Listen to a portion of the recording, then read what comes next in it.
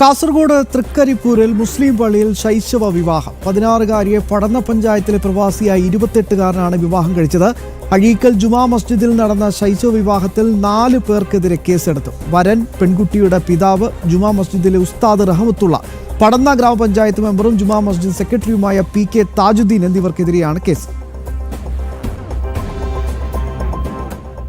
ഇക്കഴിഞ്ഞ ഏപ്രിൽ 13-നായിരുന്നു ഉസ്താദായ റഹ്മത്തുള്ളയുടെ നേതൃത്വത്തിൽ തൃക്കരിപ്പൂരിലെ മുസ്ലിം പള്ളിയിൽ വെച്ച് 16-കാരിയുടെ വിവാഹം നടത്തിയത്. നാട്ടുകാരുടെ പരാതിയെ തുടർന്ന് ചന്തേര പോലീസ് നടത്തിയ അന്വേഷണത്തിലാണ് വരനും പടന്ന ഗ്രാമപഞ്ചായത്ത് മെമ്പറും ഉൾപ്പെടെ 4 പേർക്കെതിരെ ചന്തേര പോലീസ് കേസെടുത്തത്. പെൺകുട്ടിക്ക് പ്രായപൂർത്തിയായിട്ടില്ലെന്ന് കണ്ട് സ്വന്തം മഹല്ല് കമ്മിറ്റി വിവാഹം നടത്തിക്കൊടുക്കാൻ വിസമ്മതിച്ചിരുന്നു.